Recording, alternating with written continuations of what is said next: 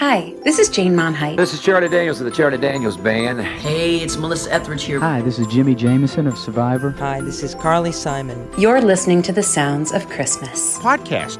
Hi, I'm Ken Kessler, and welcome to the Sounds of Christmas podcast. If you're new to this podcast, I want to start by saying thanks for joining us. If you're not new, welcome back. Either way, I'm glad you're here. Now, to avoid any confusion, I want to start off by saying there won't be any music played here.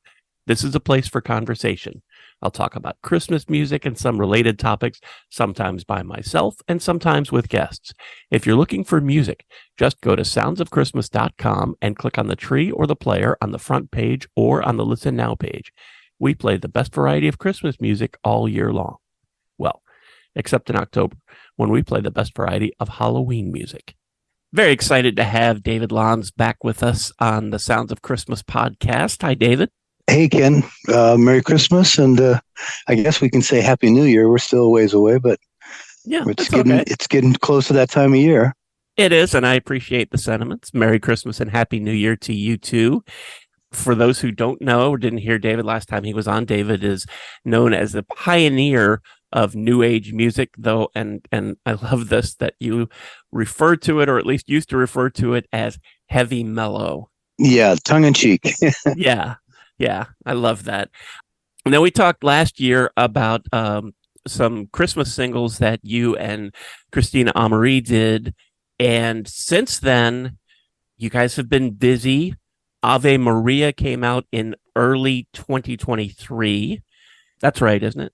Yeah, actually, that project started really, I have to give Kristin the credit for, really getting this thing off the ground.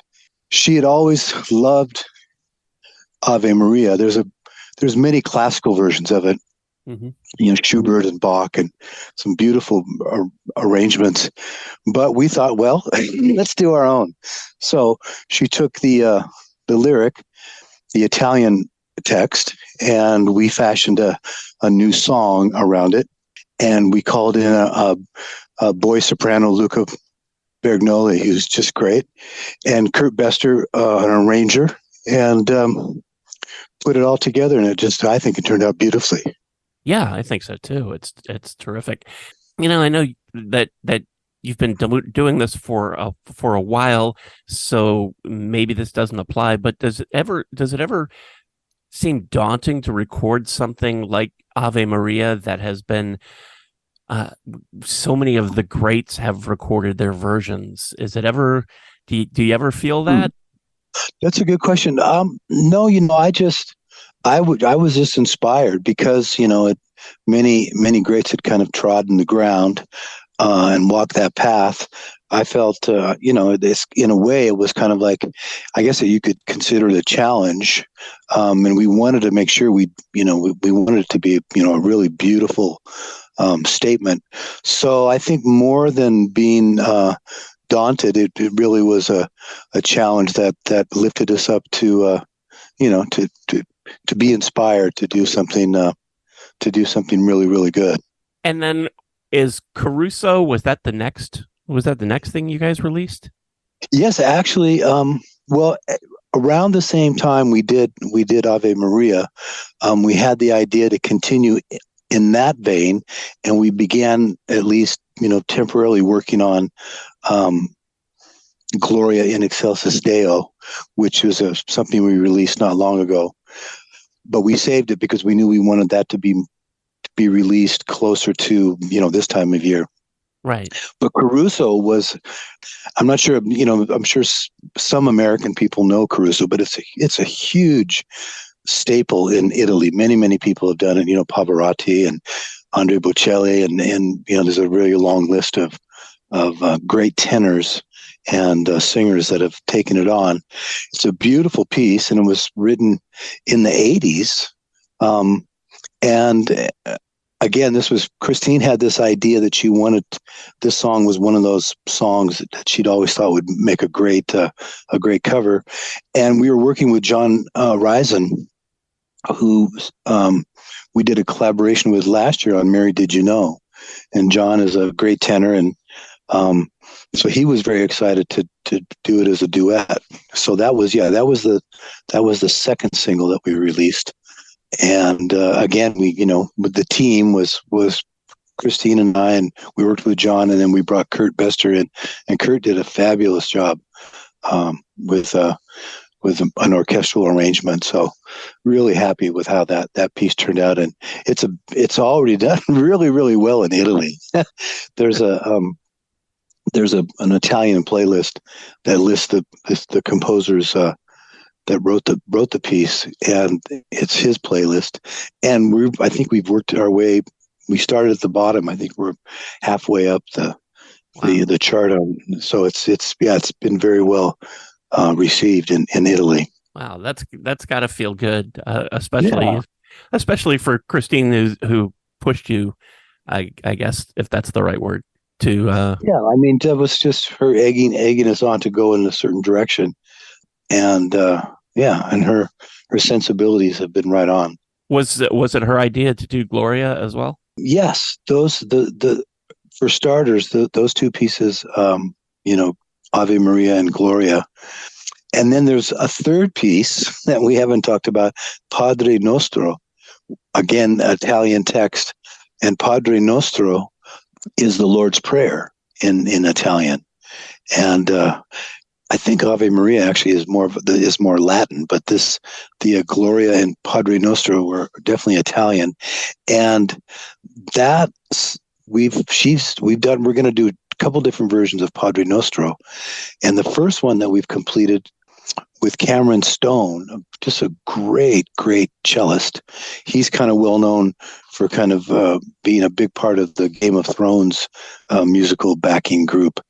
And Cameron's in Los Angeles, and he took our version and did a solo cello arrangement. And then Christine sang the lyric over that. It's very haunting, and that'll be coming out on, I believe, December the 8th. So you'll be hearing about that. And then eventually we'll do a bigger arrangement of it, a more kind of a traditional arrangement. But the cello and vocal version is beautiful. It's very haunting. So stay tuned. There's lots more coming. Oh, well, that's always good news. One of the questions I almost always ask artists, even though you've just released all this Christmas music, is there more coming? So it's always nice. It's always nice to hear that there's more coming. And you just released Winter Sonata. Yes. Yes. This is a piece I thought fit very well in this time of year.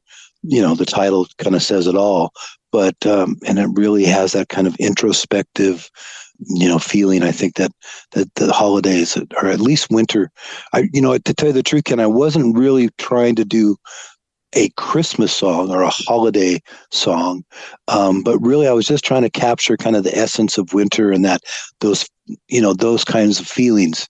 And I'm happy with the result. I think I hit it with the vibe and everything. It's part of an album that's going to come out called Valentine Hill. And you can kind of guess when that's going to be released. And that'll be coming out in February. But it's the only song I thought that was, fitting for this time of year. And it fits very nicely in the context of the whole album. But taking out of context, I think it fits nicely into this, the winter holiday time frame that we're in now. And, not to put the cart in front of the horse or give you more work to do, but I'm just wondering, with Ave Maria and Gloria and the one that's still to come, and yes, and last year's Mary Did You Know and Silent Night, is there any plan to sort of put all of these together in a collection, maybe with something more? Obviously not this year. Yeah, well, who have you been talking to? Yes, exactly. Actually, we also did, I didn't mention Ave Maria. A few months later, we did an instrumental version of it with our friend Charlie Bisharat playing. He's an amazing violinist. So we have that version as well. So we'll have two versions of Ave Maria. We'll have two versions of this Padre Nostro. And actually, we wanted to do a version because it is the Lord's Prayer, this Padre Nostro, do a version in English. So we have a few variations on the themes that we're going to explore. And the idea was to put it all together. Again, with Silent Night and Mary Did You Know, and possibly even include, I'm not sure yet. There's some other things we would include that are from the past, but I won't get into all that. But the idea was to create an album called Into the Sacred, because the texts and everything all kind of delve into the kind of, the religious side of music. So that's something that we want to do. We also have are playing with the idea of doing an arrangement. Actually, we've written a new lyric to Bach's Air on a G String, which is one of his more famous pieces. So that's another project that is kind of looming. So there's no lack of things to do.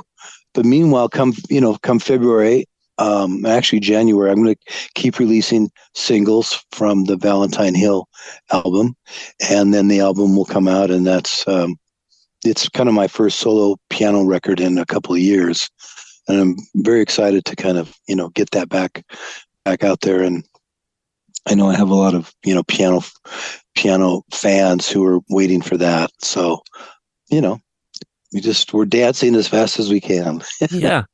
It's interesting. This is the point usually where I will ask an artist, so once you get past Christmas and into the new year, what's on your agenda? And it sounds like you've got a lot going on for 2024. Yeah, we do. We have probably too much. And, we've just come off of a 2-year insane remodeling project in our home. We decided the home was actually pretty good size, but we decided to make it twice as big. And we added a whole upper floor with a new master bedroom and a new living room lounge and a new bedroom for our twin girls and a couple of bathrooms and a laundry room. And so Kristin basically designed and kind of heard on the whole project. And it was, boy, very exciting, very stressful, very expensive, very taxing. But we finally got to the point where now we're actually living in the new wing of the house, which is on top of the other house. So, it just looks like a big two-story home now. So we're happy that we finally got past that. So and in the middle of that, of course, we're doing all these recording projects. Yeah. And, so it's a little bit crazy making, but we've made it through that. And we hope that 2024 will be a little more relaxed in terms of, the house building and all that's left now. We have a lot of wallpapering and painting, and some of the finishes have to be adjusted. And there's, I guess once you start a home project like that, it never really ends, because you keep thinking, wouldn't it be nice to, we could do this, and and we could do that. And so we have a lot of this and that we're still thinking about doing. But for the good news is we're at the point now where we actually can sit back and relax and say, okay, we made it to this point, and so thank you, Lord. Yeah. Yeah. And now at this point, a lot of the other things they're not attached to a timetable. So it's not like, we got to get this done so we can start to live. Yeah. Yeah. We could have done that, I guess, but we just decided to to live and do the things that we wanted to do. Damn the torpedoes, or whatever they say, we're amazingly, we got through as many projects as we did. And, so it's nice to kind of be past some of that and look forward to the next round of creative endeavors. Yeah, it is amazing to me that you could get through all of that remodeling and still manage to keep the music coming. That's amazing. So, hey, I was going to ask you, Ken, how is it now? You're in Florida, Yes. and how do you keep your Christmas spirit up in the sunshine and all? I mean, we're in the sunshine too, but Well, and before being in Florida, I was in San Diego, California for 15 years. But I'm not going to lie, I can't just turn it on and keep it on all year round. But the music certainly helps. yeah, And the Sounds of Christmas stays on all year round. And it's funny. I had no intention of doing that when I started it back in 2007. But I was getting emails and messages from people all over the world who listen, and they wanted me to keep it going. And I thought, finally, it took about 7 years maybe. And I thought, all right, I'm going to try it and see if anybody cares that there's Christmas music in March or July or whatever. And there are people who listen, who are there's always people listening. It's amazing to me. I know there are a lot of people that it's their favorite kind of music, Yeah. So they will listen to it all year round. So, that's great. So having you there, I'm sure has been a blessing for a lot of folks who are addicted to Christmas music and holiday music, Yes. Have the same affliction that I do. Yeah, right. And right. my kids have always said that somehow I had an amazing knack for turning on the TV and finding a channel that was airing some Christmas movie at any time of year. That somehow I would like, what's on? And I'll flip it around and like, oh, look, A Christmas Carol is on HBO right now. How about that? Yeah, right. Yeah. So it's a gift or a curse or whichever, somewhere in between. Yeah. But I keep it going all the time. Yeah, good for you.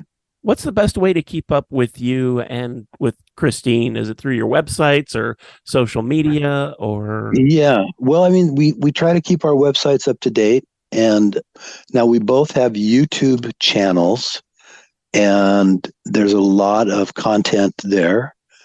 For example, the Winter Sonata piece that just came out, Kristin created a really beautiful video, very fitting for the music. So people might want to take a look at that. So YouTube has got a lot of our our creations on it, and we're both on Facebook. And Kristin works a lot with Instagram, and we're starting to flirt with TikTok a little bit, and we're on Twitter. So yeah, there's lots of social media outlets. So yeah, we're definitely not hard to spot. You can find out a lot about us by, tuning into the social media sites. Okay, I'll make sure to put links down in the show notes to get to your YouTube channels and your websites. And I'm guessing on your websites, there's probably links to everywhere else. Yeah. It links back to all these places too as well. So. Okay. So that's a great hub for everybody to find. Okay. Anything that I have missed about the music that has just come out or is on the way that you think people should know about? I don't know. I think we covered everything pretty well, Yeah. And I mean, and we really appreciate you, playing the new stuff, even though I know it's not Jingle Bells and it's not, Hark the Herald Angels Sing. But I think what Kristin and I have been trying to do is, reintroduce some of this, music. It's kind of more on the spiritual side of the holidays. And I think it's very fitting. I think it's a big part of the reason that we celebrate Christmas, I think, because of our connection to the sacred and to that side of life. So we appreciate that you're allowing us to be featured on your show, and I think it's great. So God bless you. Thank you so much. Well, thank you so much, and I'm grateful that you guys have given us so much Christmas music and continue to do that. And I know it's not Jingle Bell Rock, but the thing is that Christmas music is probably the only genre where you can have so many different flavors of music, and it's all okay. And most people, if you like Christmas music, you like it all. You like Jingle Bell Rock, you like Gloria in Excelsis Deo, you like it all. And there isn't really anybody who plays it all. They decide, they want to put people in boxes. So you play this kind of music. Okay, you play classical. So that's where you stay. Mary Did You Know is a beautiful song. It's not really classical. It's almost pop, but Christmas music allows you to experience all the different kinds of music. And I think that's great. And I think that's one of the reasons people love it. Hey, I got a question for you, Ken. Okay. Do you play the Ventures Christmas album? Oh yeah, of course. Do you? All right. Yeah. So you rock out. That's great. Yeah. That's I played just about everything except Grandma Got Run Over by a Reindeer. Yeah, that's a little bit dark. Well, it's a little dark, and it is. I worked in traditional radio for about 30 years, and I know that that's the biggest song that will make people go away. It'll really? Turn the station off and they'll go somewhere else. And there's a lot of competition on internet radio. You're right. I can't count on somebody going away because I'm playing a song they hate, and then they'd come back. So right, for sure. Why play something that's going to send them away? Yeah. How about the Chipmunks? David Seville and the Chipmunks. I do play the Chipmunks. They recorded a lot of Christmas music. I probably only play the Chipmunks song. There may be one or two others. Yeah, the big hit. Right. Yeah, because otherwise it gets. I want to look for a word that's not annoying, but it does too much of a novelty or something. Yeah, I guess. It's a nice little spice probably to throw into the mix. Just a little levity. But yeah, and they did some cute duets with popular artists of the times. So I play a couple of those because they're unexpected. I think the most recent one was a country version of something with Alan Jackson, and that's cute. I don't play it a lot, but it's unexpected, so I like to throw that in. But again, it's lots of different kinds of Christmas music, and most people like hearing all that different stuff. Yeah. So I'm a big fan of I love the Vince Guaraldi Christmas album. That's that and Nat King Cole is one of my favorites. I'm more old school, I think, when it comes to the pop side of Christmas music. But you're right. There's no end to the variety that you can find. So anyway, I was talking to somebody recently on this podcast, and they said it's not Christmas to me until I hear the Vince Guaraldi trio. Okay, there you go. So yeah. Good stuff. It has been so much fun catching up and talking to you, David. And man, lovely. Thank you so much for coming back on, and good luck with the rest of the projects. I'm going to be keeping my eyes and ears out for the next music. Right. Well, December 8th we have our next release. So, we'll tune you into that, and hopefully this time next year we'll have maybe another collection of music to talk about. So can't wait. Yes. Okay. Thanks again, Ken. Good luck to you, and keep the eggnog going, and Merry Christmas and all that holiday cheer. Ho ho ho. Right back at you. Thank you so much, David. Okay. Take care now. And thank you so much for listening and for continuing to support the Sounds of Christmas station and podcast. I already told you how to listen to the station, and you're listening to the podcast now, so my work here is really just about done. All of our episodes are available on the Sounds of Christmas website. Just click the podcast tab. And we also have a Linktree page that lists most, if not all, of the streaming sites that carry the podcast, so you can find your favorite and you can subscribe and you'll never miss another episode. If you have comments or suggestions on this episode, previous episodes, or the Sounds of Christmas station, feel free to reach out to me on social media or through the website. Thanks again. And may you always believe in Santa Claus.